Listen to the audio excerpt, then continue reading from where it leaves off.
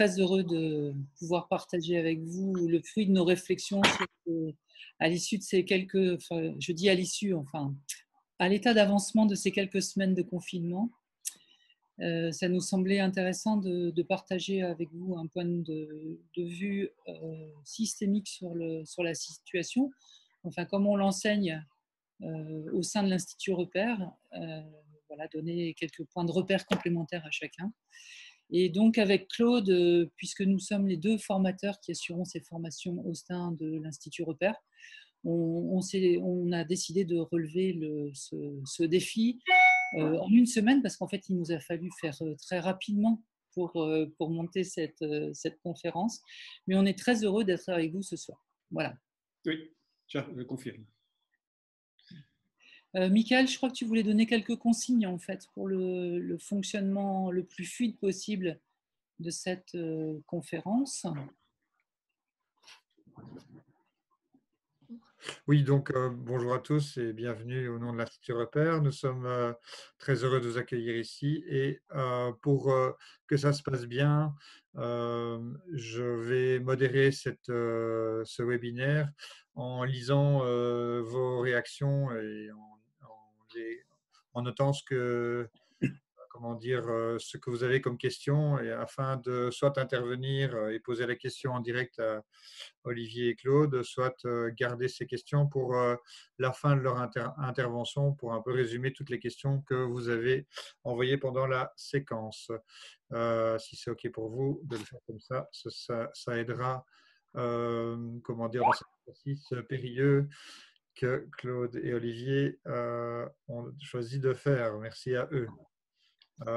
Vous pouvez aussi noter en haut à droite, vous avez deux options d'affichage qui est intervenant ou mosaïque. Et si vous voulez être confortable et de voir celui qui parle assez facilement, vous pouvez mettre intervenant. Et donc, quand Claude parlera, comme c'est le cas avec son smartphone, c'est lui qui apparaît. Et quand c'est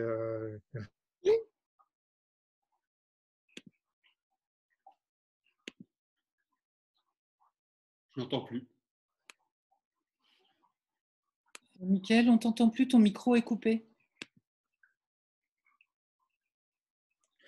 Oui. On n'a pas entendu, ça s'est coupé, ton micro s'est coupé. Donc, à mon avis, c'est parce que j'utilise la barre espace pour laisser mon micro tout le temps coupé et ça a duré un certain temps. Vous m'entendez de nouveau? Oui, ça. Ouais. Donc, je disais que si vous mettez en intervenant, vous verrez celui qui parle. Voilà. Voilà. Et pour les questions, je pense que j'ai été entendu. Donc, la session est enregistrée et pourra être rediffusée sur les médias de l'Institut Repère. Et pour le reste, si vous avez des questions, je vais être très attentif à ce que vous écrivez dans la conversation de groupe. Voilà, je laisse la place nette à nos deux orateurs experts. Amusez-vous bien. Merci, Michael. Merci à toi. Alors, on va démarrer, sans doute.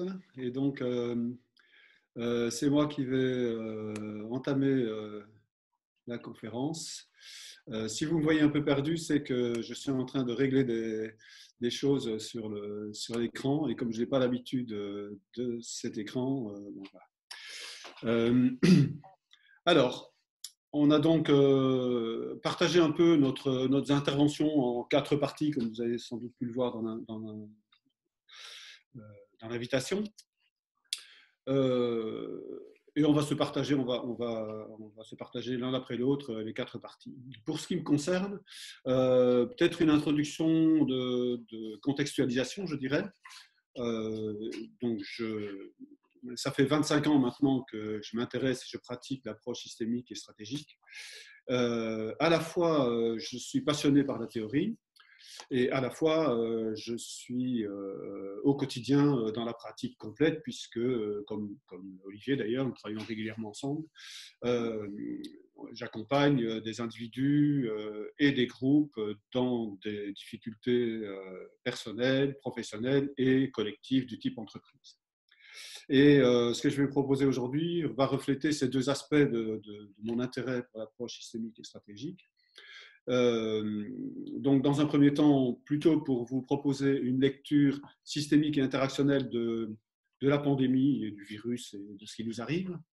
Et dans un deuxième temps, pour envisager plus d'un point de vue stratégique, alors pour ceux qui connaissent un peu, quelles pourraient être les suites le jour d'après, enfin, ce genre de choses, même si est évident que, enfin, est évident, mais ça vaut mieux le dire, que je n'ai et nous n'avons pas de recette, on peut juste s'interroger sur des conditions de mise en œuvre ou de pas mise en œuvre d'ailleurs d'un certain nombre de choses à la sortie de cette crise.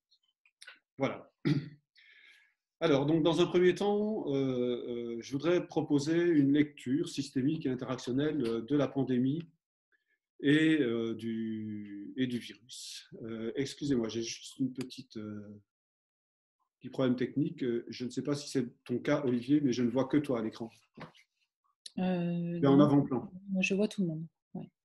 Mais sur l'écran principal, c'est toi? Je ne sais pas. Ok, bon, c'est pas grave. Non, enfin, je ne sais pas. Vas-y, continue, toi. Ok. Donc, au début, en tout cas, ce n'est plus trop le cas maintenant, mais ça nous a été présenté par notre président, etc., dans un langage assez guerrier, on va dire. Alors, outre que ce n'est pas le langage que je préfère, ça a l'inconvénient, de mon point de vue, de laisser penser que la seule manière de se rassembler, c'est d'obtenir un ennemi commun, mortel, dangereux, sur lequel on est obligé de faire face tout le monde. Je ne pense pas que ce soit la seule manière de faire collectif, il y en a d'autres.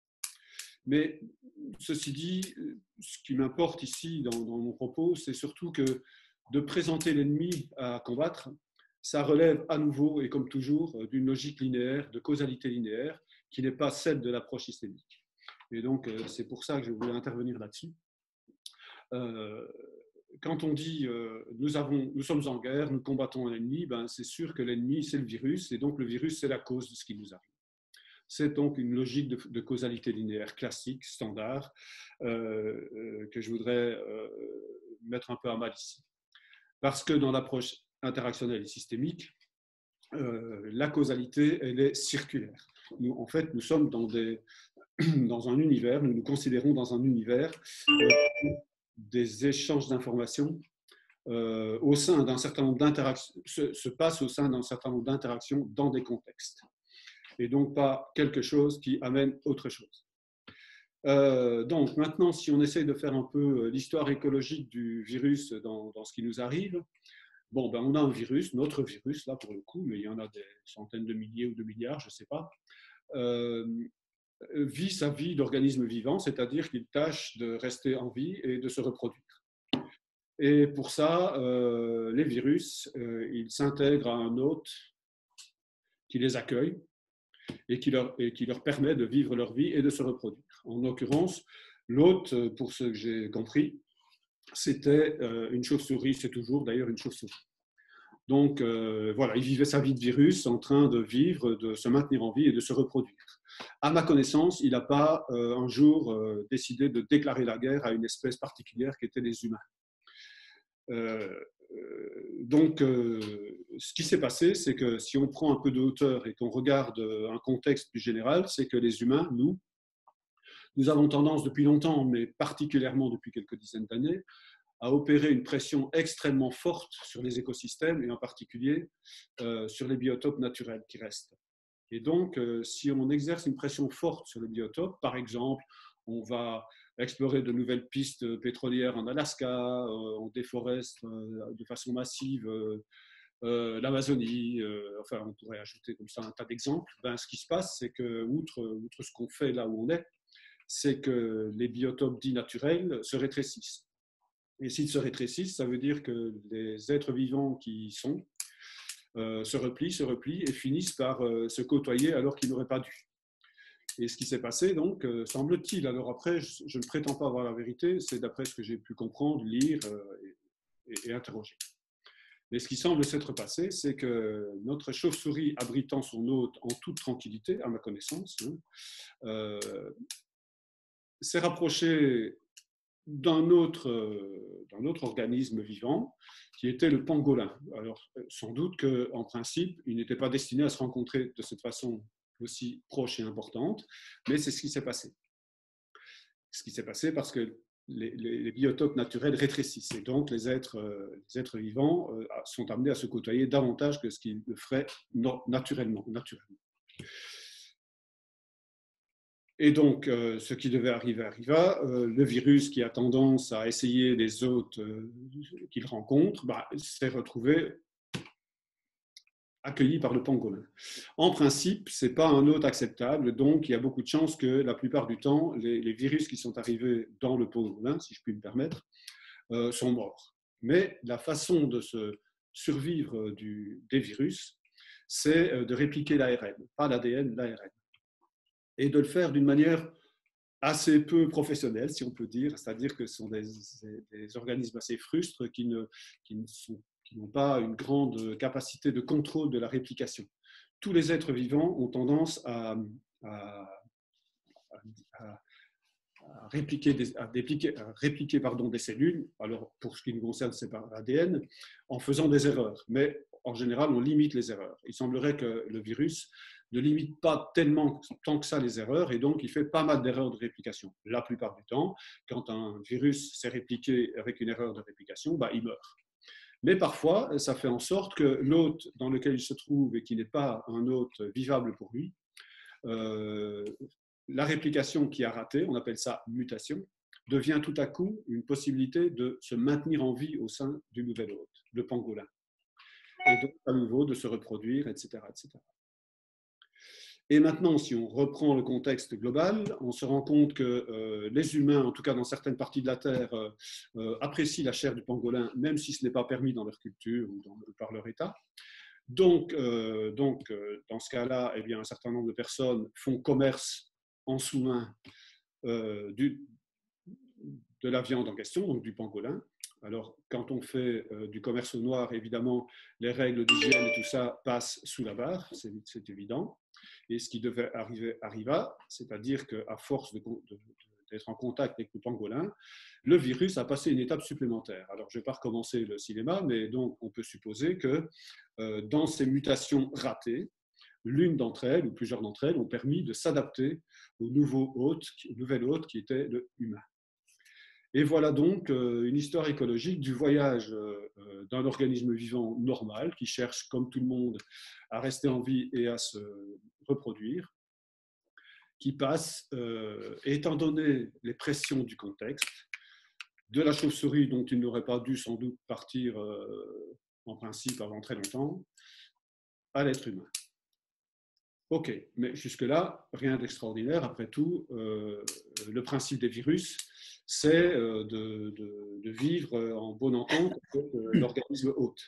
Parce que on peut penser que c'est un tueur, mais en attendant, comme c'est un parasite, s'il tue son organisme hôte, il meurt avec lui. Donc il n'y a pas beaucoup d'intérêt à le tuer.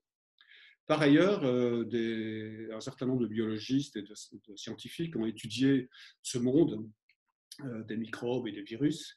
Et je voudrais juste vous lire un extrait de Joël Bocart, qui a écrit La communication du vivant, et qui dit « Cela dit, la plupart des bactéries ne sont pas pathogènes, et beaucoup sont même indispensables à notre santé.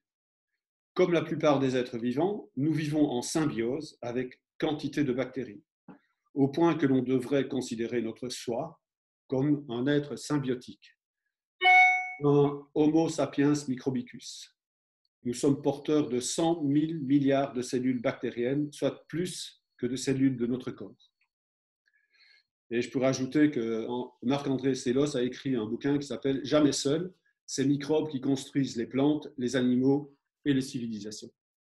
Autrement dit, quand on le voit comme ça, les microbes ne sont pas des ennemis, après on va voir comment ils peuvent le devenir, mais ils ne sont pas a priori des ennemis, ils ne sont pas la cause de la guerre, ils vivent juste leur vie de microbes ou de bactéries, de virus, et Et en fait, on peut se considérer nous-mêmes, on peut considérer tous les êtres vivants, et en particulier l'humain, comme en fait une symbiose de plein de cellules, et notamment des cellules qui sont, entre guillemets, étrangères à nous, alors qu'elles font partie de nous. Un être symbiotique. En fait, un ensemble organisé d'interactions entre éléments, ce qui est exactement la définition d'un système. Et donc, nous voilà tout à coup, non plus avec une distinction très nette entre moi et les autres, entre moi et l'ennemi, mais entre moi en tant qu'être symbiotique et l'être symbiotique. Bon, qu'est-ce qui en nous n'est pas nous, est un étranger, accepté, pas accepté, etc. Vous voyez que ce n'est pas aussi simple que ça.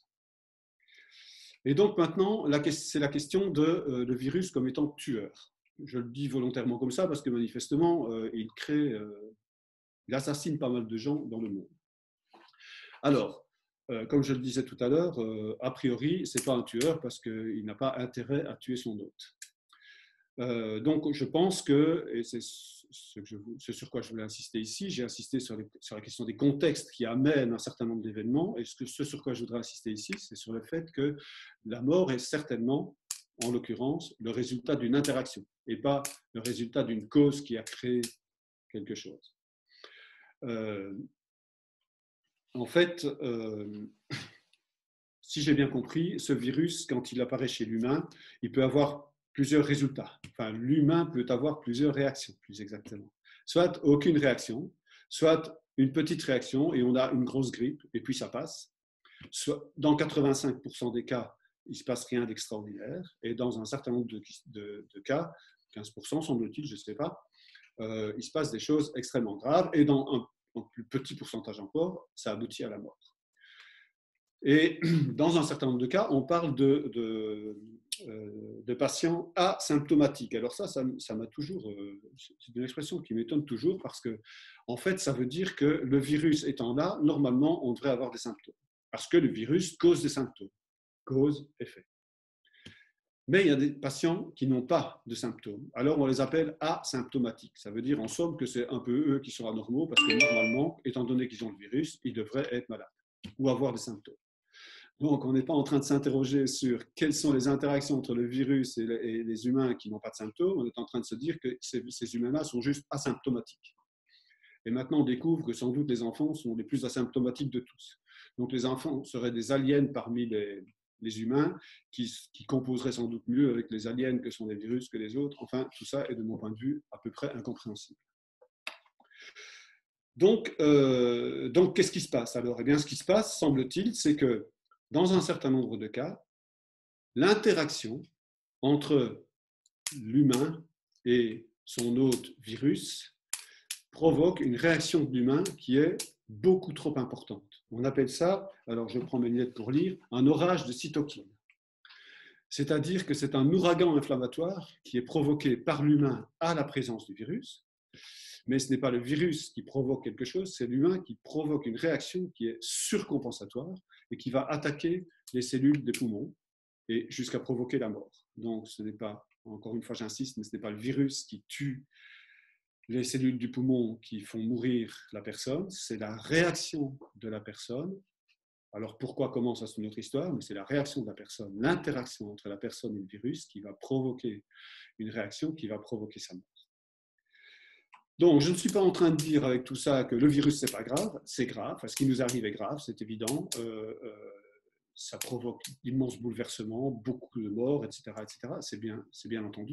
Ce que je suis en train de dire, c'est que la façon de regarder cet épisode, cette chose qui nous arrive, va avoir des implications très différentes selon qu'on le regarde en causalité linéaire ou en causalité circulaire, en termes de système, d'interaction, de contexte. Et que ce qui va suivre et les décisions qu'on va prendre vont être très différentes si on décide qu'on a un ennemi, qu'il faut le combattre, et donc on va faire un vaccin et des médicaments, et après on pourra recommencer comme avant. Ou bien si on décide que nous avons notre part dans la création de contexte qui a mené à cette situation, et donc est-ce qu'on va s'en occuper ou pas. Et ça fera l'objet de la deuxième partie de nos interventions à tous les deux. Voilà pour cette partie. J'espère avoir été à peu près clair et pas trop rapide. Et Olivier, je te passe la parole. On ne t'entend pas.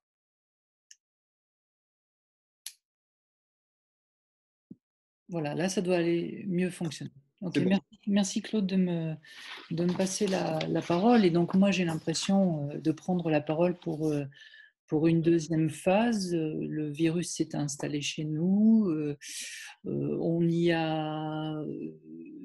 a commencé à le découvrir, en entendre parler vers le mois de décembre. Et puis finalement, il est vite arrivé en France, un peu tranquillement en février, et puis ça s'est accéléré au mois de mars. Et au mois de mars, j'ai l'impression que ça s'est aussi accéléré au niveau planétaire.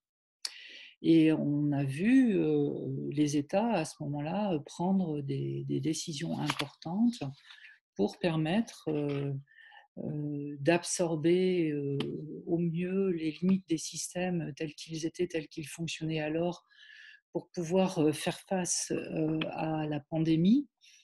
Mais toujours est-il que moi, ce qui m'a très surpris au début de ce confinement, et la première réflexion que je me suis faite, c'était de me dire, on est en train de vivre, alors c'est un peu bizarre de le dire comme ça parce qu'il y a beaucoup de victimes, mais quand même, il y a quelque chose qui est extrêmement inhabituel dans la situation à laquelle on est confronté.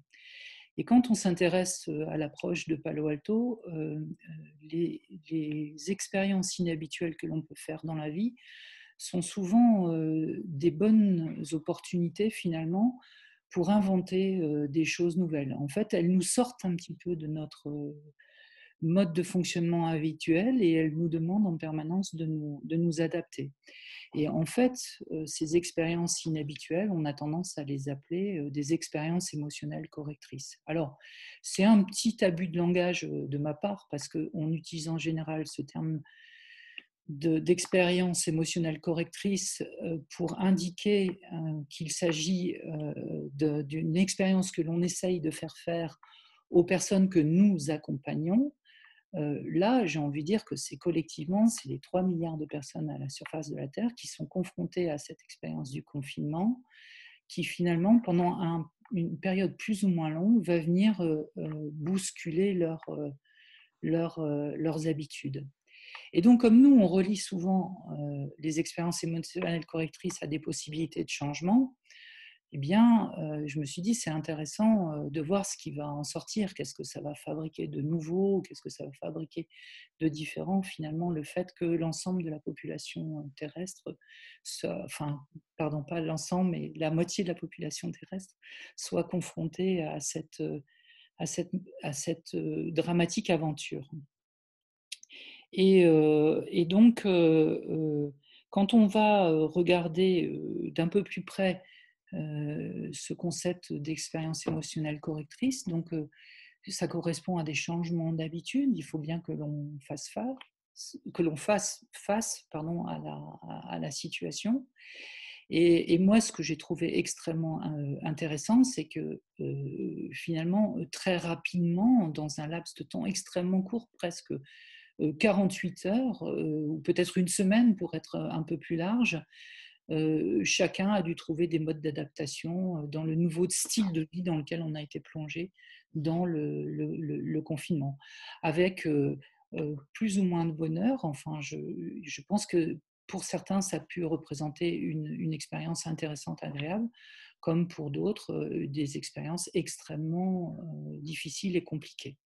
Je pense que nous qui sommes sur Zoom là, on a probablement des marges de manœuvre qui sont relativement supportables pour faire face à cette condition de conditionnement. Je pense qu'il y a des familles qui vivent dans des conditions beaucoup plus difficiles. Et pour elles, et on en a eu d'ailleurs quelques échos aussi dans la presse, eh bien, la période s'est révélée beaucoup plus compliquée. Ce que je voulais partager avec vous, ce qu'on voulait partager avec vous, avec Claude, c'est que peut-être cette période inhabituelle peut fonder en fait des envies de transformation du mode de vie dans lequel on est pris. Par les moyens d'adaptation qu'on est obligé de mettre en place, finalement, on commence à avoir le goût de choses différentes. Ou la confirmation de modes de vie qui nous semble insupportable et que l'on voudrait transformer aussi. La période de confinement, finalement, va jouer le rôle d'une révélatrice des limites, en fait, alors ce que l'on appelle, du point de vue de l'approche systémique, notre homéostasie habituelle, en fait, de nos modes de vie habituels. Cette période de confinement va venir éclairer, en fait, sous une lumière particulière cette période-là et nous obliger, en fait, à faire des expériences inhabituelles, comme je le disais. Et je trouve que ça, c'est intéressant parce que c'est peut-être sur la base de ces expériences inhabituelles que finalement, on va pouvoir nourrir la période d'après, parce que finalement, moi, je me dis que individuellement parlant, la crise va peut-être amener chacun à laisser tomber certaines choses, à faire de la place pour des nouvelles choses, ou va peut-être confirmer des centres d'intérêt et puis minimiser d'autres sujets qui préoccupent les personnes. Donc, on est face à un grand inattendu et en fait, pour la même expérience, presque on pourrait dire on va avoir 3 milliards de réactions différentes, en fait. Et ça, c'est aussi une particularité de cette approche systémique, qui est de dire qu'il y a une part largement imprévisible qui demeure et qui va venir nourrir l'après. On peut faire des prévisions, on va en parler dans les scénarios de sortie de crise qu'on a voulu partager avec vous, mais il y a quelque chose qui reste largement indécidable, indiscernable à l'avance. Alors, je vérifie dans mes notes. Et donc voilà. Donc, ce qui est intéressant, c'est que on voit maintenant un certain nombre de réflexions qui viennent nourrir l'organisation, en fait, qui viennent en fait soutenir chacun pour pouvoir commencer à imaginer la suite. Et je pense notamment, je voulais partager avec vous, peut-être vous l'avez vu, le questionnaire de Bruno Latour, le philosophe et le sociologue, qui a proposé 6 questions à notre sagacité pour imaginer la suite. Alors, si ça vous intéresse, je vous ferai passer un lien vers le site, mon site sur lequel j'ai repris les questions. Et si vous avez la gentillesse d'y répondre, nous, on se propose de faire une analyse, en fait, pour voir un peu quelles sont les grandes idées qui se dégagent aussi des réflexions individuelles. Donc, ça pourra compléter le webinaire qui est là. Donc voilà, donc Claude, je vais te repasser la parole pour la suite. Oui. Ok. Je suis en train de lire quelques remarques, quelques interventions de gens qui disent que le lien les intéresse. Voilà. Vers les questions, c'est ça? Ouais. Et donc j'ai en retard vu vos remarques sur le bruit que je faisais avec mes lunettes. J'en suis tout à fait désolé et je vais essayer d'arrêter.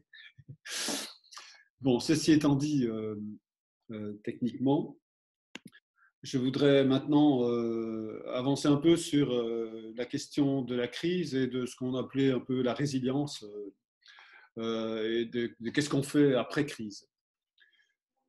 Alors, je ne peux pas m'empêcher de revenir à des fondamentaux interactionnels et systémiques. Et donc, en approche systémique, on dit qu'il y a plusieurs types de changements et on en décrit habituellement 2, et je vais en rester là pour aujourd'hui. Il y a les changements qui nous permettent de rester en équilibre. L'image standard, c'est le funambule sur son fil. S'il reste parfaitement immobile et des marbres, il ne va pas rester 30 secondes sur le fil, il va tomber. Donc, c'est grâce aux multiples changements physique qu'il produit, qu'il maintient son équilibre sur le fil. Et on appelle ça un changement de type 1. C'est un changement qui permet de rester sur un équilibre standard, normal, habituel. Et puis, dans certaines circonstances, l'environnement, parce que nous vivons tous dans des environnements, nous ne vivons pas simplement en bulle autarcique, l'environnement, de temps en temps, nous amène des perturbations qui font que continuer à vivre sur les standards sur lesquels on vivait, avec l'équilibre, le même type d'équilibre sur lequel on était, va devenir impossible à tenir. Autrement dit, les changements de l'environnement vont nous empêcher de maintenir le type d'équilibre que nous maintenions jusque-là. Et donc, on va être obligé de changer certaines choses, certaines valeurs d'équilibre que nous avions jusque-là, parce qu'elles ne sont plus tenables dans le nouvel environnement. Et donc, il va falloir que nous nous adaptions. Un changement de type 2. Donc ça, c'est pour donner une grande généralité sur les changements de type 1 et 2. Pourquoi parler de changement? Parce que la crise, ce qu'on appelle la crise du point de vue systémique, c'est un événement généralement de l'environnement, enfin toujours en lien avec l'environnement, qui va nous amener à nous empêcher de poursuivre les modalités habituelles de fonctionnement, les modalités habituelles d'interaction avec l'environnement sur lesquelles nous étions confortables plus ou moins. Dans ce cas-ci, par exemple, de façon assez évidente, l'arrêt des transports en avion, en train, etc. L'arrêt de... L'image qui me vient en tête, en fait, c'est les photos ou les vidéos qui ont été tournées des grandes villes mondiales. Les grandes villes mondiales, à l'heure actuelle, ce sont des énormes entassements de population, avec beaucoup de promiscuité, au sens général, pas au sens péjoratif, avec beaucoup de mouvements, avec beaucoup de moyens de transport, etc. etc. J'ai oublié de le dire tout à l'heure, mais le virus s'est fait transporter d'une manière génialement rapide et massive grâce à notre propension à nous transporter partout pour n'importe quelle raison, et surtout en masse et les uns près des autres. Eh bien, les villes, c'est un peu un cliché de ça. Et donc, ce qu'on voit, ce qu'on a vu en tout cas au début et encore ces temps-ci, c'est des vidéos et des photos de villes vides. Et là, quand on voit une ville vide, une ville comme Paris avec les Champs-Élysées vides, la Tour Eiffel avec personne, des métros avec une personne dedans, enfin c'est plus le cas maintenant, mais bon, les magasins fermés au lieu d'être remplis de plein de gens qui se pressent pour essayer d'acheter des choses, on voit bien que la photo et ce qui se passait auparavant, ça n'a plus rien à voir. On a modifié radicalement un certain nombre de modalités standards d'équilibrage de notre vie, notamment à l'intérieur des villes. C'est ça que ça fait une crise. Alors après, la question, c'est la sortie de crise. Quand la crise s'arrête d'un coup ou lentement, enfin ça, c'est une autre histoire, mais qu'est-ce qu'on devient? Alors, soit la sortie de crise, la crise s'arrête, et puis, j'imagine par exemple, il y a un ouragan à Saint-Barth, ou je ne sais pas où. On se terre dans des abris pendant 12, 24, 72 heures, peu importe. Et puis, quand l'ouragan est passé, on sort de nos abris et on voit les dégâts. Et puis ensuite, on répare les dégâts et on reprend la vie. On reprend la vie comme avant. Et en fait, il y a eu une crise, il y a eu les conséquences de la crise, on répare les conséquences de la crise, et pour le reste, on reprend la vie d'avant. Il n'y a pas de souci. Parfois, ce qu'il arrive, c'est, alors ce qu'on appelle ça, un traumatisme. Alors, qu'est-ce qu'un traumatisme d'un point de vue interactionnel? C'est un choc qui a eu, une crise, et un effet de cette crise qui perdure après la crise. Donc, c'est-à-dire, on n'arrive pas à le réparer, et il perdure dans le temps.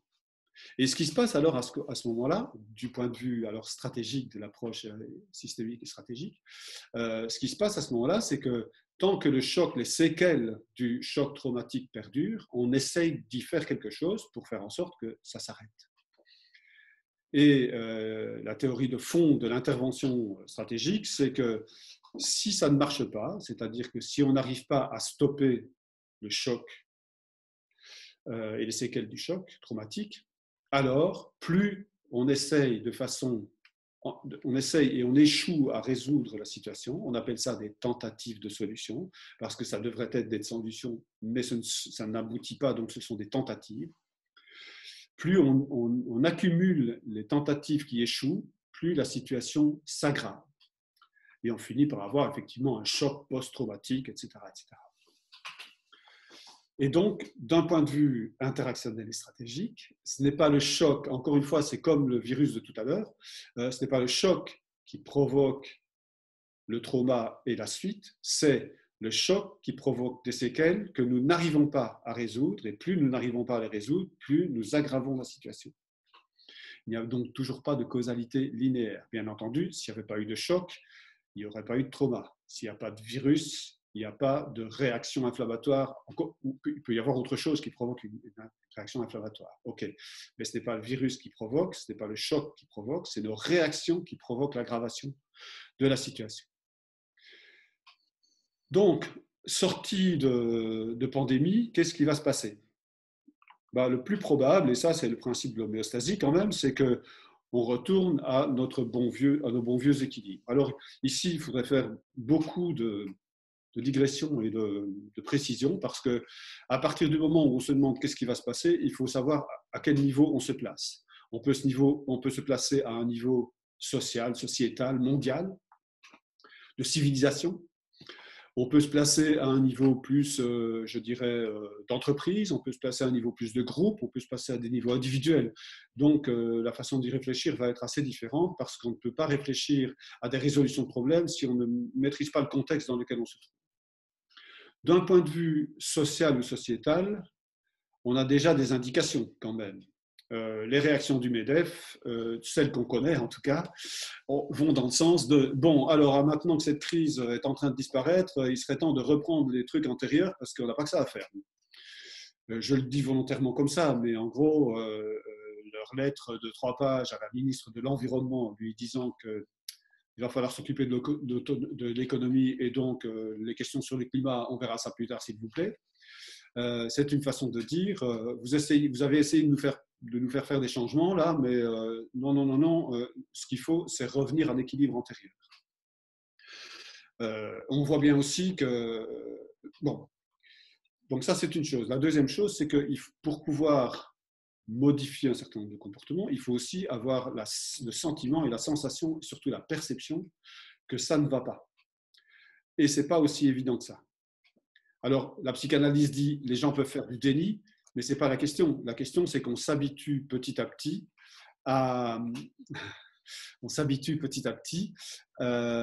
aux conditions dans lesquelles on débarque après la sortie de crise. Et on ne se rend plus compte que c'est juste pas normal. Mais il y a d'autres choses. Par exemple, on sait qu'il y a des gens connus et reconnus encore aujourd'hui qui considèrent que le changement climatique et la crise climatique, c'est juste une invention d'une espèce d'un certain nombre de décervelés qui ne veulent pas accepter le progrès et l'économie libérale. On peut trouver ça ridicule, mais d'un point de vue systémique, ce n'est pas beaucoup plus ridicule que nous, les fumeurs, quand nous allons faire une pause et qui sortons un paquet de cigarettes où il est écrit « fumez-tu » et on sort une clope et on se la met au bec et on l'allume. C'est du même ordre, c'est qu'on sait que c'est là, on sait que c'est écrit, on pense même que c'est vrai, mais le problème c'est que les résultats de l'action n'arrivent pas tout de suite, ne sont pas perçus. Et le fait de le savoir intellectuellement, raisonnablement, n'a pas beaucoup d'impact sur le changement de comportement, parce que la dimension émotionnelle n'y est pas, la dimension de perception immédiate n'y est pas. Et donc, d'où l'importance de ce que je disais tout à l'heure, si on considère que le virus est un ennemi, qu'on l'a combattu et qu'on l'a vaincu, eh bien on peut repartir comme avant, il n'y a pas de souci. Le sentiment, l'émotion, la perception émotionnelle que nous sommes en partie responsables de ça, nous inviterait à faire autre chose. Ok. Donc, je pense que la tendance au retour homéostasique antérieur étant quand même assez importante en général, et y compris dans les sociétés, le plus probable, c'est quand même que globalement, on retourne au fonctionnement antérieur. Et qu'on n'arrivera pas à changer ça sans rapport de force. Alors, rapport de force, il faut s'entendre. Je ne suis pas en train de prôner la révolution armée. mais d'ailleurs, le rapport de force, il est déjà engagé en partie. Je pense aux Gilets jaunes. Alors, tout confondu. Mais je pense aux gilets jaunes, je pense aux grèves, je pense au rejet des politiciens en place un peu partout dans le monde, alors avec des résultats très différents, mais manifestement une réaction par rapport à un certain nombre de choses qui se passent de façon habituelle, qui ne sont plus acceptées. Il y a donc des rapports de force qui se mettent en place. Après, le résultat du rapport de force, ça, on ne peut pas le deviner. C'est une règle des systèmes. Quand on change les choses de façon importante, on ne peut pas anticiper de façon formelle sur ce qui va arriver absolument. C'est l'équifinalité. Mais donc, dans d'autres modalités de rapport de force, je me disais tout à l'heure, en préparant ceci, si dans les 6 mois qui viennent, plus une seule personne n'achète comme voiture un SUV, il y a beaucoup de chances qu'en janvier 2021, il n'y aura plus de production de SUV. C'est une autre façon de réaliser du rapport de force, mais qui nécessite à la fois de l'engagement individuel et à la fois de la coordination collective. Alors, j'ai pris l'exemple du SUV parce qu'il m'est venu en tête, mais c'est une manière de faire peser un rapport de force sur des forces homéostasiques extrêmement importantes. Donc, vous avez compris que d'un point de vue collectif et sociétal, je ne suis pas extrêmement optimiste sur le fait que le monde va changer. Oh, j'espère quand même, mais ça, c'est un principe personnel qui n'engage que moi. Maintenant, si on pense au niveau individuel, je n'ai pas non plus de solution ou de truc, voilà. Mais par contre, je suis extrêmement sensible à une chose dont je voudrais vous faire part, c'est que c'est important. Il y a 2 choses qui me paraissent importantes, en fait.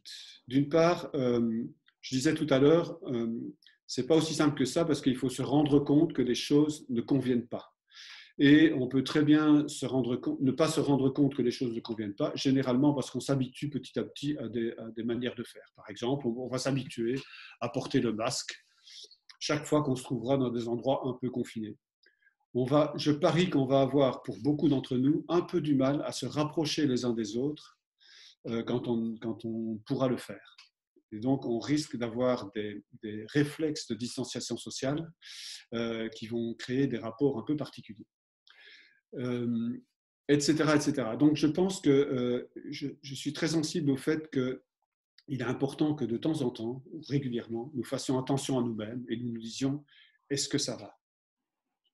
Ou est-ce que ça ne va pas ? Est-ce que ça convient ou est-ce que ça ne convient pas ? Et d'en tenir compte. Et pas de se dire ça ira mieux demain. Parce que ça ira mieux demain, c'est sûr, on va s'y habituer.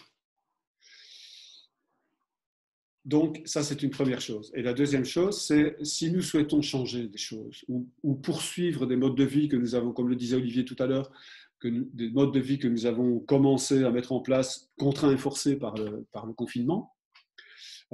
Par exemple, pour ce qui me concerne ici, je n'ai jamais eu un rythme de vie aussi, adapté à la vie humaine de mon point de vue. Mais il est bien entendu que 2 semaines après que le confinement sera plus ou moins terminé, je serai de nouveau en train de prendre des moyens de transport pour Paris, Perpignan, en me dépêchant parce qu'il faut être à l'heure. Donc, la question c'est est-ce que ça me convient ou pas ? Et dans quelle mesure est-ce que ça me convient ou pas ? Et dans quelle mesure est-ce que j'ai envie que quelque chose change ? Et donc, dans ce cas-là, si j'ai envie que quelque chose change, je vais mettre en place des nouvelles choses. Et il y a une règle qu'on dit toujours aux gens qui viennent en formation chez nous, qui est la règle suivante, c'est vous faites quelque chose une fois. Si ça ne va pas, vous pouvez recommencer une 2e fois. Si ça ne va pas, vous pouvez recommencer une 3e fois. Mais si ça ne va pas, alors que vous avez fait la même chose 3 fois, demandez-vous si ça ne vaut pas la peine d'essayer autre chose. Parce que sinon, on entre dans le monde des tentatives de solutions et on va aggraver la situation avec des bonnes raisons de poursuivre ce qu'on fait, ce qui aggrave encore le problème parce que, bon Dieu, j'ai raison de faire ce que je fais et ça ne marche pas et je suis malheureux. Donc voilà, je voulais juste terminer là-dessus, sur le fait que je ne sais pas comment ça va changer, je ne sais pas non plus ce qu'il faut faire, mais je pense que si on veut modifier des fonctionnements plus globaux, c'est une banalité que de dire il faut monter des rapports de force, mais je ne pense pas, en tout cas, que ça va changer comme ça, et je ne pense pas que les rapports des scientifiques comme ceux du GIEC, etc., qui se font depuis 20 ans, vont effectivement modifier fondamentalement les choses. Il faut que les fameux rapports de force se mettent en place. Et de ce point de vue-là, je ne suis pas totalement pessimiste, puisqu'on voit l'action des jeunes pour le climat, encore une fois, les gilets jaunes, on peut être d'accord ou pas avec les gilets jaunes, mais c'est un refus de quelque chose qui se passe actuellement. Et d'autre part, du point de vue individuel, l'attention à où en suis-je dans ma vie ou dans certains compartiments de ma vie, et est-ce que ça me convient ou pas, et si ça ne me convient pas, est-ce que j'y prête attention? Et si j'ai décidé de changer, ne pas s'enfermer dans des tentatives de solutions, mais modifier les réponses qu'on donne pour voir si ça va mieux en faisant autrement. Voilà ce que je voulais dire à ce propos. C'est à toi, mon cher Olivier. Merci Claude. Écoute, je suis très heureux parce que c'est tout à fait passionnant ce que tu partageais avec nous à l'instant, et ça m'a bien préparé le travail pour aborder la suite, en fait, parce que tu as introduit cette notion de changement de type 1 et changement de type E. Tu as parlé des changements à titre individuel et des changements à titre collectif. Hein, je me permets de le reformuler comme ça.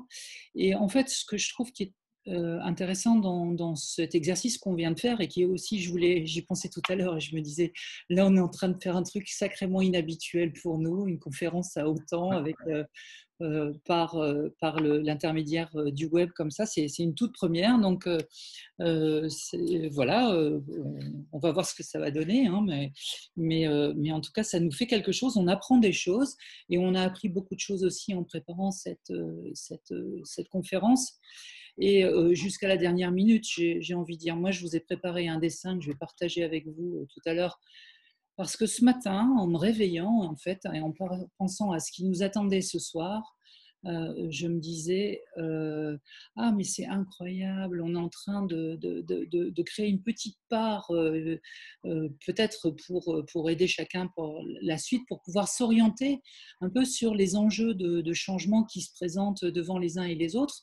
Parce qu'en fait, je crois que ce qui va être important, c'est que, enfin en tout cas moi j'aimerais pouvoir vous aider à faire en sorte que vous puissiez éviter de dépenser de l'énergie pour rien, pour essayer de changer des choses qui ne peuvent pas changer. Parce que ce que je dis souvent dans les accompagnements que je réalise, quand c'est vous qui essayez de faire les efforts pour faire changer des choses qui ne veulent pas changer, ben les choses ont de bonnes raisons, les systèmes ont de bonnes raisons de ne pas changer, puisque pendant ce temps-là, ils maîtrisent totalement la situation. Alors que si vous commencez à faire différemment et à faire sans eux, et ça rejoint cette idée de rapport de force différent qu'évoquait Claude, eh bien, il n'y aura plus de personnes pour acheter les 4x4 et on arrêtera de produire des 4x4, par exemple. Enfin, c'est pour reprendre un peu l'image que Claude évoquait tout à l'heure. Et moi, je vois souvent qu'il y a des personnes qui mettent une énergie considérable avec plein de bonne volonté pour essayer de faire changer des choses qui ne changent pas. Et je trouve que c'est intéressant d'en prendre conscience le moins tard possible, parce que ça ouvre plein de marges de manœuvre pour faire différemment. Et du coup, ça nous aide aussi à venir travailler notre lien de dépendance au contexte. Ça, peut-être c'est un point qu'on n'a pas tellement évoqué. Je pense que ce qui parfois nous compromet dans des situations un peu compliquées, qui nous amènent à multiplier nos tentatives de solutions, c'est les liens de dépendance dans lesquels on est pris, dans les contextes auxquels on est confronté. Donc, fort un peu de cette expérience où on a fait des expériences nouvelles, eh bien, on peut construire, on peut pousser un peu plus en avant cette nouvelle autonomie dont on a goûté pendant cette période. Donc voilà, alors pour terminer notre intervention, l'idée c'était peut-être de vous donner quelques points de repère pour pouvoir vous permettre de vous situer en matière de changement par rapport à tout ce qui nous attend pour l'après. Et cette grille, elle s'est forgée petit à petit, elle s'est encore concrétisée aujourd'hui. Et on l'a articulée sur deux choses. On l'a articulée sur les changements de type 1 et sur les changements de type 2. Et puis, j'avais présenté une conférence là en chair et en os au mois de novembre dernier dans le campus sur l'innovation managériale, où je parlais du management jardinier, puisque je me présente souvent comme un jardinier relationnel, et ça me tient particulièrement à cœur. Et à cette occasion, à l'occasion de cette préparation, on est à tout un petit groupe de jardiniers. Et dans le petit groupe de jardiniers, on m'avait fait découvrir une auteure que je ne connaissais pas, qui s'appelle Mary Parker Foley, que peut-être certains d'entre vous connaissent bien mieux que moi. Et cette femme a vécu il y a 100 ans. Et je trouve qu'il y a 100 ans, elle avait un propos d'une modernité incroyable, au point de se demander, ou peut-être de réaliser que depuis 100 ans, on est dans des tentatives de solutions qui ne servent à rien pour changer le modèle dominant dans lequel on est pris. Et Mary Parker Foley donc, nous dit que il y a 3 possibilités pour sortir d'une crise. Soit une possibilité dans un rapport de domination, soit une possibilité dans un rapport de recherche d'un compromis. Souvent, j'ai envie de dire, la plupart du temps, la résolution des conflits se passe un peu dans cette logique de recherche de compromis, soit par un terme qui est un petit peu plus abstrait et technique, mais très intéressant, qui s'appelle l'intégration, par une démarche d'intégration. Et la démarche d'intégration, c'est un peu l'art et la manière de faire preuve de créativité face à des situations qui opposent des intérêts divergents, en fait. Les Chinois sont aussi très forts, dans la culture classique chinoise. Avec l'approche de Palo Alto, on est des grands amoureux de la pensée classique chinoise, en fait, qui nous inspire beaucoup dans nos interventions. Et il y a un auteur qu'on adore particulièrement, en tout cas moi j'adore particulièrement, qui s'appelle Jean-François Billetter. Et je suis en train de lire, là, tous ces jours qui passent, son magnifique livre sur l'art chinois de l'écriture. Je vous assure qu'il faut que vous y mettiez aussi, parce que c'est vraiment une source d'inspiration extraordinaire pour pouvoir développer son autonomie par rapport au fonctionnement du monde. Et Jean-François Billetter parle aussi de la question d'intégration. Et la question d'intégration, c'est l'art et la manière avec laquelle on arrive à trouver le juste positionnement, la juste parole, le juste geste. Qu'est-ce qu'on ressent au fond de nous? Qu'est-ce qui nous semble notre penchant naturel? Il nous invite à faire tout un travail, un peu comme les taoïstes nous y invitent aussi, pour cheminer vers cette juste manière d'être au monde. Et donc, lui dit que, Jean-François Billetter nous dit que ce qui est compliqué en ce moment, c'est qu'on est pris dans la loi de l'infini, que le système économique dominant dans lequel on est un système qui se justifie à lui-même, comme une espèce de course folle en avant, et qu'il faudrait repasser de la loi de l'infini, en fait, il dit sans terme ni fin, à la loi du fini, qui est plus la loi de l'intégration lui aussi. Donc voilà, je vais éclairer ces 3 modèles-là. Alors pour le premier axe, Claude en a parlé beaucoup dans son intervention précédente. Si on pouvait, il faudrait quand même éviter de se bercer d'illusions. Il y a peu de chances qu'il y ait un grand jour dans la période de l'après. Et je pense, on en a déjà les prémices, comme disait Claude, qu'il y a de fortes chances pour que un maximum d'efforts soit fait pour revenir à comme avant, comme on fonctionnait avant, et peut-être même pire, qu'il y ait des brèches. J'entendais France Culture ce matin qui parlait de la naissance du capital numérique, du capitalisme numérique, grâce à ces outils qu'on utilise là justement en ce moment, et ça m'interpellait beaucoup en entendant ce qui était dit. Mais néanmoins, notre président de la République nous a dit le 13 avril dernier, je reprends juste une phrase de son discours, il a dit « Sachons dans ce moment sortir des sentiers battus, des idéologies, nous réinventer, et moi le premier, en fait. » Donc, mais je pense qu'en dépit de cette impulsion qui a été donnée par le président de la République et en dépit des expériences émotionnelles correctrices qui ont été faites par chacun durant la période de confinement, rien n'est encore gagné. Donc, ça, ce serait le premier axe. Ça, c'est l'axe de l'autorité, en fait, d'un retour à la normale par une position autoritaire des systèmes auxquels on est confronté. Le deuxième axe, c'est l'axe des compromis, celui dont on a l'habitude, les négociations, bon an, mal an, on essaye de trouver des accords un peu, j'ai envie de dire, relativement tièdes, où on fait des frustrés de part et d'autre. Alors, bon, ça permet aux situations de tenir qu'un an, mais ça ne reste que des compromis. Alors là, je pense que ce qui va nourrir justement les compromis, et c'est intéressant parce que si on n'a pas beaucoup de travail en ce moment, on a quand même encore des clients avec lesquels on a des contacts. Et d'ores et déjà, on a eu des demandes qui, moi, je trouve, sont assez éclairantes parce que les gens disent, mais nous, on n'arrive pas à ramener les gens au travail. Parce que les gens, ils ont vécu des choses. Déjà, ils ont très, très peur de la situation encore aujourd'hui. Et ils sont pas très motivés pour revenir dans le milieu de l'entreprise. Donc, moi, je ne sais pas quelle position prendre, je ne sais pas comment faire. Et donc là, on voit bien qu'il y a quelque chose qui est marquant dans la situation actuelle et qui donc va alimenter en fait la recherche d'un certain nombre de compromis dans des situations. Donc là, il y a peut-être des trucs qui vont s'inventer, comme on le disait avec mes autres collègues de l'approche de Palo Alto tout à l'heure, nos amis belges, Laurence, Karine et Thiamer. Il y a peut-être là aussi les germes d'un nouveau système en apparence qui va être confirmé. En fait, c'est le temps qui va passer dans la période d'après, dans laquelle on va rentrer là, après le 11 mai, qui finalement va venir donner petit à petit des points de repère. Est-ce qu'il y a des choses qu'on va pouvoir faire grandir dans cette période-là? Pour l'instant, ça reste encore un peu illisible, mais ça risque néanmoins d'être une période relativement riche.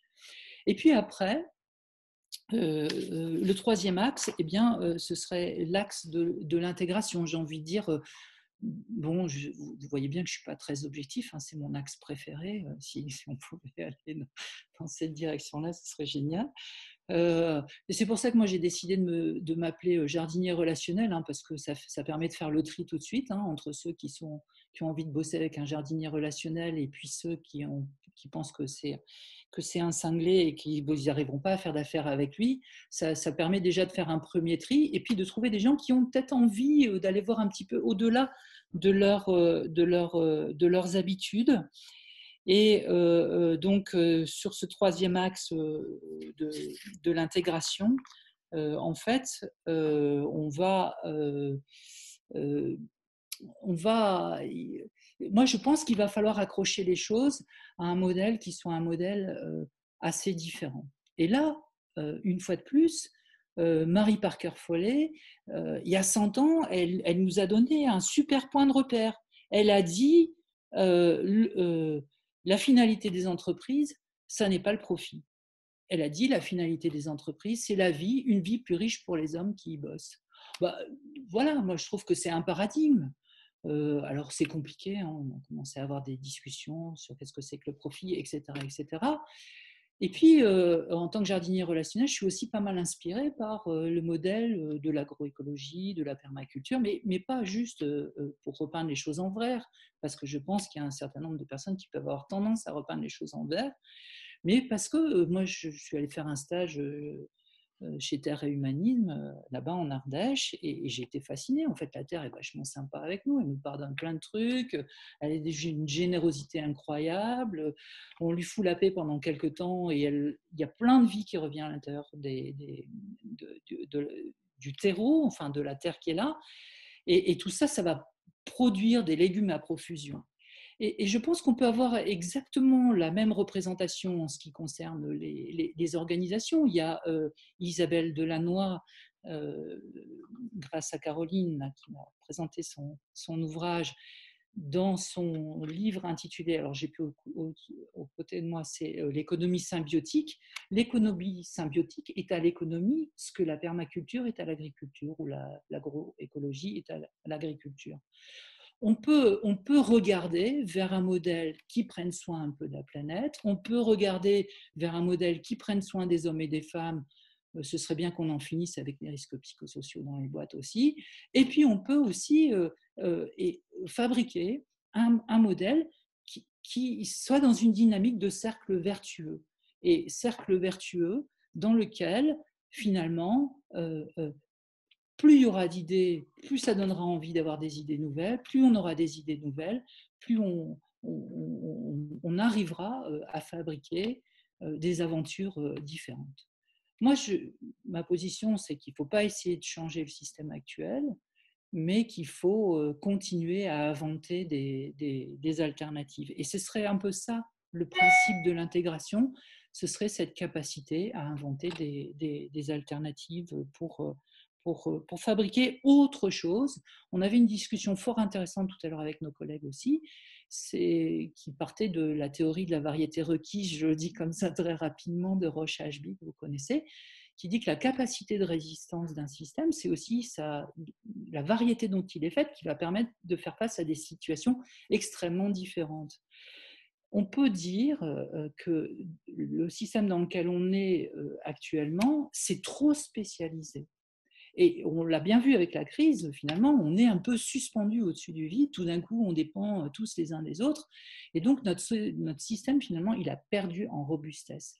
Et moi, je pense qu'il faudrait que des choses continuent et il faudrait qu'il y en ait des tas de nouvelles, finalement, pour nous permettre de faire face avec beaucoup plus de souplesse aux prochaines crises qui nous attendent, parce que je crois qu'il y en aura d'autres, sinon peut-être on n'aurait plus de quoi faire preuve de créativité et d'imagination. Donc voilà, donc on vous a préparé aussi pour penser un peu, commencer à nourrir la réflexion autour de l'intégration, un petit questionnaire dont je vais vous mettre le lien encore pour tous. Et puis, alors je le fais là tout de suite en direct. Voilà. Si vous pouvez y répondre, c'est super. On pourra analyser les réponses et les partager avec vous. On va se faire un plaisir de ça. Hop, voilà. Et puis, je vais vous partager aussi la grille que j'ai dessinée tout à l'heure. Je voulais l'afficher à l'écran, mais j'y suis pas parvenue pour l'instant. Mais là, j'ai vu que je pouvais vous la transmettre comme ça, donc je le fais immédiatement. Voilà, ouvrir. Est-ce que ça marche? Ouais. Et ben voilà, normalement, vous avez dû l'avoir. Ouais. Tout le monde a dû avoir le dessin de la grille. Je peux vous la commenter 2 secondes peut-être, et je terminerai là-dessus. Donc, en ordonnée, vous avez les 2 natures de changement. Je crois qu'il y a Raymond, d'ailleurs, Vaillancourt, là, du Québec, qui est en ligne. Il faut lire ses livres aussi, ils sont passionnants sur les changements type 1 et type 2. Et donc, les 3 modes de résolution proposés par Marie Parker Follet, qui sont donc en abscisse. Et donc, c'est intéressant parce que Claude en a un peu parlé tout à l'heure.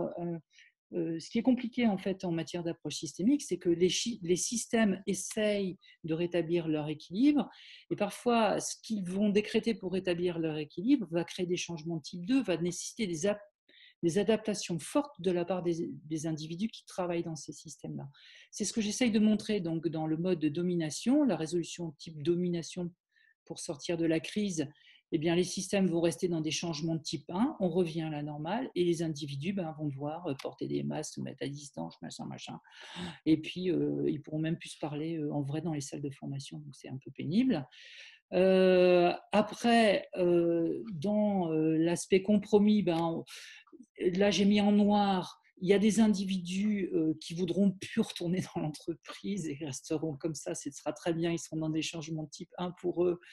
Et c'est les entreprises qui vont devoir s'adapter parce qu'il va bien falloir trouver une manière de fonctionner avec des personnes qui auront vécu d'autres choses, ou ce sera l'inverse, les entreprises resteront telles quelles, puis les individus trouveront un moyen, un chemin intermédiaire entre les deux. Et puis dans le mode d'intégration, ce qui est vraiment bien, c'est quand tout le monde finalement fait des changements de type 2, voilà, fabrique des tas de choses passionnantes. Et dans le bas du tableau, j'ai mis un espèce de changement en ciseaux, comme ça, c'est-à-dire que dans le mode face au mode de domination, finalement, on est souvent amené à faire des tentatives de solutions qui ne marchent pas. Et plus on va aller vers l'intégration, plus on va trouver des solutions innovantes et nouvelles. Voilà. Écoutez, la dernière recommandation, enfin, ce que j'ai envie de partager avec vous pour terminer, c'est qu'il faut qu'on travaille à notre autonomie et puis à développer des initiatives nouvelles. Et donc, pour faire un clin d'œil à Michael aussi, peut-être avec la prochaine conférence qu'il donnera, faisons fructifier nos intelligences collectives.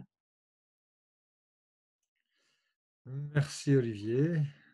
Bravo, vous avez mis la barre haute, tous les deux. Il y a quelques petites questions qui fusent, que j'ai pris note. Est-ce que c'est OK pour vous de passer encore quelques minutes à y Avec répondre? plaisir, avec Bien plaisir. sûr, oui. Mhm.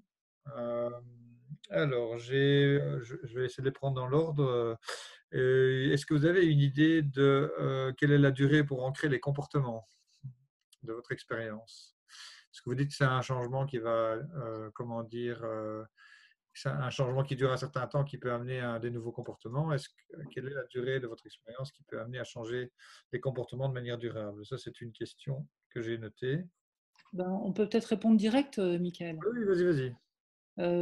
Claude, tu veux donner ou j'y vais? Alors, Comme tu veux, moi, on donne chacun notre point de vue. Voilà. Moi, j'allais dire, il faut prendre son temps pour ancrer des comportements. Hein. Le temps est un allié finalement pour ancrer des. Moi, je constate dans beaucoup d'interventions que nous réalisons, hein, plus on a du temps, plus on peut ancrer les comportements. Et puis, du point de vue de l'approche de Palo Alto, tous ceux qu'on a eu la chance de pouvoir former ont partagé avec nous l'importance de faire des actions que l'on appelle des actions de consolidation du changement. Et les actions de consolidation du changement, bon, c'est pas tout à fait le lieu pour le détailler, mais bon, voilà, ce sont des interventions stratégiques pour ancrer les comportements nouveaux en s'interrogeant sur ce qui pourrait les remettre en cause.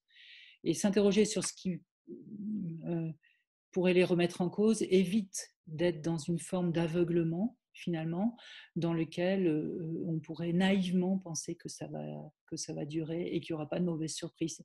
Et malheureusement, à chaque fois qu'il y a une mauvaise surprise, bien, c'est un peu le désespoir et on a vite fait de laisser tomber les comportements nouveaux. Donc, ça demande de la ténacité. Ce serait ma réponse. Ok, merci. si je peux me permettre, Vas-y, vas-y, Claude, excuse-moi. parce que je voudrais revenir sur le fait que ça dépend des contextes, en fait. En termes, moi, je suis, comme Olivier, je suis psychothérapeute et coach, et donc, ancrer les changements, ça peut aller très vite. En général, moi, ça ne dure pas plus de 8 séances. Et les changements sont ancrés. Je vérifie 3 mois et 6 mois après. Mais c'est essentiellement parce que les personnes sont extrêmement mal, qu'elles ont vraiment envie que ça change et qu'il faut que ça bouge. Si on parle maintenant des changements sociaux, alors c'est tout à fait autre chose. Et je voyais dans la liste des questions là, des choses autour de la minorité agissante. Hein, en psychologie sociale, on connaît bien ça. Des minorités agissantes qui sont des moteurs de transformation du collectif, voire de la société. Et là, oui, sans doute, mais c'est la question de temps qui intervient. C'est-à-dire que ça ne peut pas se faire rapidement. Parce qu'il faut une pression constante et importante de la minorité pour que petit à petit, la majorité soit en train de changer, pour faire simple. Donc, ce n'est pas un souci, on peut prendre le temps, sauf que la question actuelle, me semble-t-il, c'est qu'on a les changements climatiques, on a la première pandémie mondiale importante, la seconde suivra, c'est sûr, à moins qu'on change les contextes. Donc, je ne sais pas si on a le temps avant d'avoir une catastrophe qui nous obligera à changer.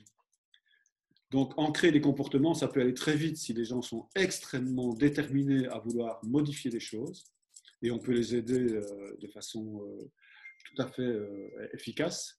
Mais par contre, si on laisse les interactions environnement, société, individu se faire, ben, ça va plus vite depuis une centaine d'années, mais il faut quand même du temps. Donc le temps est notre allié, c'est sûr, si on ne meurt pas avant. Merci, Claude. Une autre question, c'était de préciser un peu plus les liens de dépendance au contexte. Vous en avez parlé à un moment donné.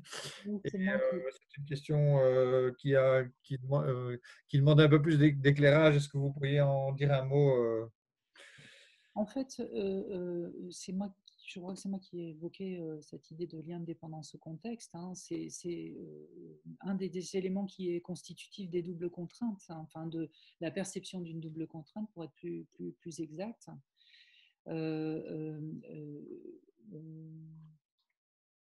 En fait, il faut aussi avoir en tête que cette idée de dépendance au contexte peut prendre des formes extrêmement variées. Et ça peut être une dépendance économique, ça peut être une dépendance amoureuse, ça peut être une dépendance de de valeur ou d'engagement social. Ça peut être des dépendances parce qu'on est un jeune étudiant et qu'on attend patiemment le fait de pouvoir obtenir un contrat à durée indéterminée, etc., etc. Ça peut prendre vraiment une grande variété de situations. En fait, vraiment, ça se ressent. Je veux dire, quand vous vous sentez coincé, il faudrait qu'il y ait des lumières qui s'allument en vous disant, bon, ok, là, je suis un peu pieds et mains liés vis-à-vis de cette situation-là. Comment est-ce que je peux penser à des alternatives, en fait? Je voulais juste ajouter que, parce que je ne vois pas très bien, enfin, à part ce que tu viens de dire, mais je ne voyais pas très bien à quoi ça faisait référence, la dépendance au contexte.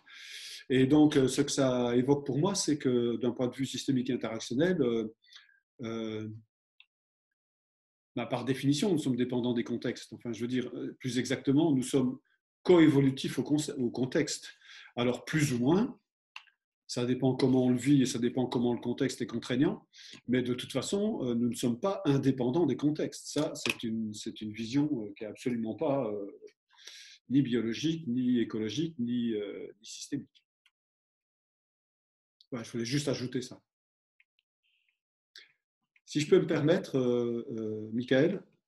Je t'en prie. J'ai juste oublié une chose que certains commentaires, à laquelle certains commentaires m'ont fait penser. Dans les facteurs de rapport de force dont je parlais tout à l'heure, c'est le mot que j'ai trouvé, alors c'est peut-être pas un bon mot, mais voilà. J'en ai oublié un qui pourtant me tient particulièrement à cœur et qui me paraît particulièrement important et puissant ces dernières années, c'est MeToo. Donc c'est toute la révolte, je ne sais pas comment il faut le dire, moi,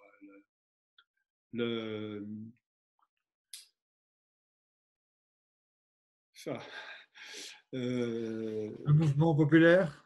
Ouais, c'est toute le fait de se relever et de s'opposer à la domination masculine généralisée, qui pour moi est un vecteur fondamental de la plupart des autres inégalités, y compris de la domination économique et des choses comme ça. Et donc ça me fait un bien fou de voir que ce mouvement s'est mis en route et en plus ne s'éteint pas. Et semble se diversifier et prendre de l'ampleur. Et ça, vraiment, pour moi, ça, c'est vraiment une lumière dans la nuit, on va dire ça comme ça. Voilà, je voulais juste ajouter ça. Merci, Claude. Voilà, on pourrait encore, j'ai encore quelques questions, mais qui sont plus spécifiques, comme par exemple, est-ce que la réponse suédoise ne serait pas un changement de niveau 2 ou est-ce que le capitalisme, comment dire, virtuel ne serait pas une tentative de solution qui nous amènerait à 180 degrés de ce qu'on fait aujourd'hui? Voilà, est-ce qu'il y a encore, quel est le point de bascule? Comment envisager le point de bascule? Je ne sais pas si on peut encore passer un peu de temps là-dessus, mais voilà, je ne voudrais pas non plus augmenter cette conférence au-delà de 8 heures. Donc, On s'arrête à 20 heures. On a dit qu'il nous reste 10 minutes. voilà, c'est ça. Donc, je veux dire, vous avez envie d'envisager les questions comme je les ai partagées ou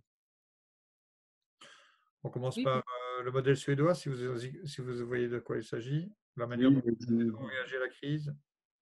Je n'ai pas suffisamment de connaissances concrètes de l'affaire que pour savoir. Je pense qu'en fait, les différentes réactions des différents pays sont contextuelles. En fait, ils l'ont bien dit au niveau suédois. Hein, ça dépend. Ils ont une configuration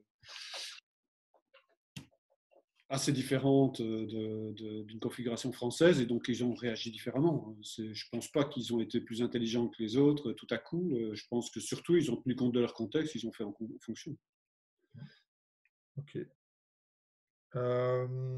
Donc alors, que pensez de, qu'est-ce que vous voyez du point de vue du point de bascule pour amener un changement de niveau 2? Quels seraient les facteurs intéressants selon vous pour cela? On va sans doute répondre tous les deux, mais moi, ce que j'ai oublié de dire tout à l'heure, je l'avais noté dans un coin de ma préparation, c'est que est-ce qu'on va avoir assez mal? Donc, si ça fait vraiment mal et qu'on s'en souvient ensuite, il y a des chances pour qu'on se dise ah mais non, il vaut mieux qu'on arrête là et qu'on fasse autre chose parce que je ne veux pas recommencer ce qu'on a vécu la fois dernière. Et ça, je suis désolé, hein, mais ça c'est un point de bascule sûr. Le reste, en accélération temporelle, hein, parce que sinon le point de bascule c'est le temps. Mais est-ce qu'on aura eu assez mal? Alors, ben, voilà, et je pense qu'on ne va pas avoir mal tous de la même manière, quoi. Et peut-être qu'on est déjà suffisamment nombreux à en avoir ras-le-bol aujourd'hui pour d'emblée commencer des choses nouvelles, quoi. En fait, moi, je pense que je ne sais pas s'il y a un moment où il y a un point de bascule. En fait, j'ai envie de dire, le plus tôt on commence à faire différemment, le plus vite on commence à influencer une évolution du rapport de force, en fait. Et j'y ai pensé plusieurs fois ces derniers mois. Je me dis, ça ne sert à rien de vouloir changer le système en place. Il faut créer des choses nouvelles. Et plus tôt on le fait, plus on enrichit les alternatives, en fait. Moi, ce serait un peu ça ma position. Oui, d'ailleurs, ce que tu as dit était très apprécié en disant qu'il ne fallait pas essayer de changer le système, mais d'essayer de changer le paradigme des personnes qui le composent. Ça a créé pas mal de retours du public, si je peux me permettre de parler comme ça. D'accord, ok. De l'audience, oui. De l'audience, voilà. Des auditeurs et auditrices. Voilà. Et comment dire, une réflexion qui était aussi, c'est est-ce que la génération Z ne serait pas un élément favorisant de ce changement niveau 2 qu'on attend tous? La génération Z, Z, la plus nouvelle jeune. génération qui sont plus jeunes, qui ont un changement de valeur par rapport au travail, par rapport à la vie, etc.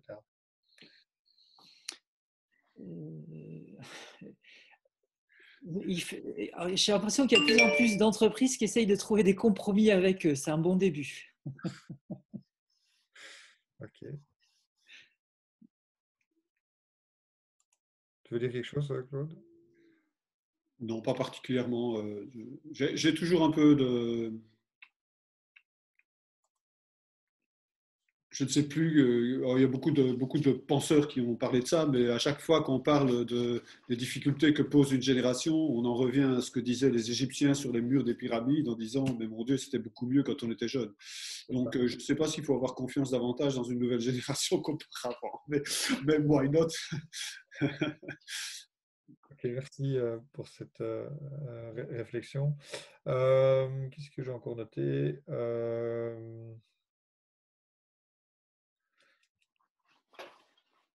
Oui, quelque chose qui a interpellé le public, c'est le fait que tu dises, Olivier, que les entreprises, les gens ne voulaient plus retourner au travail, que c'était il y avait une réaction qui disait, mais est-ce que c'est si dur que ça de revenir en entreprise? Est-ce que les gens ont tellement peur? Bah, en tout cas, moi, autour de moi, j'en ai beaucoup entendu. C'est un peu enfin, de mon point de vue, de ce que j'ai entendu. Hein, alors, ça ne vaut pas grand-chose parce que c'est juste ce qui est arrivé jusqu'à moi. C'est plutôt la peur d'un retour qui passe par, pour nous les Parisiens, la peur de reprendre les transports en commun. Tout le monde n'est pas encore monté sur un vélo. Et puis, les gens sont inquiets, ils veulent continuer aussi à protéger leur famille. Enfin, il y a plein d'éléments qui rentrent en ligne de compte, qui font. Et en plus, moi, je pense qu'il y a un autre élément qui est extrêmement important, c'est que du jour au lendemain, les personnes ont eu à travailler à distance. Donc, il y a plein de boîtes dans lesquelles ce n'était pas possible et c'est devenu possible du jour au lendemain. Et j'ai l'impression que ça a plutôt bien fonctionné. Il y a eu une belle continuité de l'activité. Donc tout ça, ça montre de facto que des alternatives sont possibles. Et je pense que l'existence de ces alternatives-là, eh bien, rend plus difficile le retour au mode de fonctionnement précédent, en fait. Ok, merci, merci beaucoup pour cet éclairage. Bon, je pense qu'on est arrivé tout doucement à la fin de, comment dire, de cet exposé très, très éclairant. Je n'ai pas noté d'autres gros points de questions. Bon, il y a énormément de réflexions et je pense que ce serait… nous On allons va les trouver… voir, les réflexions, elles seront… Oui, donc nous allons faire en sorte, comme j'ai enregistré cette session, avec la permission de tout le monde, on la rediffusera pour ceux qui n'ont pas eu l'occasion de venir Mhm. et on mettra à disposition uniquement pour les gens, les personnes qui ont participé, on mettra à disposition le texte du chat. Donc ça D'accord, ne sera pas ouvert à tout le monde, je pense que pour des raisons voilà, de confidentialité. de confidentialité. Mhm. On verra qu'aux personnes qui se sont inscrites. Bon, il y aura peut-être des gens qui n'étaient pas présents et qui étaient inscrits, mais on n'a pas le moyen de savoir qui était présent et qui n'était pas présent, ou Mhm. peut-être que si. Je n'ai pas encore toute la maîtrise de la technique. Voilà, pour ceux qui ça intéresse, ben, je vais poursuivre la réflexion lundi sur l'intelligence collective et l'accompagnement des organisations et des entreprises. Vous m'avez déjà bien aidé, donc si certains d'entre vous font comment dire, le suivi des webinaires, ben, vous aurez un rebond. Je vais essayer de rebondir sur ce que vous avez comment dire, présenté aujourd'hui. Euh, Super. voilà, donc merci beaucoup encore pour tout. Ouais. Et il y aura France aussi qui va présenter. Jeudi, je pense de mémoire, jeudi, France présentera la résilience avec les outils de la PNL. Et Super. la semaine suivante, nous aurons, comment dire, de mémoire, oui, nous aurons en fait, je suis en train de me dire que c'est que France ce sera, euh, j'en ai, il y en a plusieurs, donc je vais vérifier mes données. Voilà. Ouais, le temps que tu vérifies. France, ce sera mercredi. Il y aura aussi la Processcom jeudi, D'accord. résilience Processcom, donc l'approche de la Processcom. Et le mercredi suivant, le 13, il y aura Franck Julien avec Comme Colors aussi autour de la résilience. Donc voilà. Ok.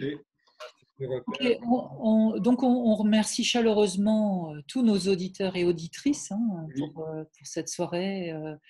On espère que voilà, ça vous a intéressé. Et en tout cas, nous, on a été très heureux et ça va nous donner plein d'impulsions pour, euh, pour la suite. Je vous rappelle les questionnaires, si vous pouvez y répondre. C'est anonyme, mais bon, on sait qu'on peut faire confiance à chacun d'entre vous pour y mettre aussi tout son cœur.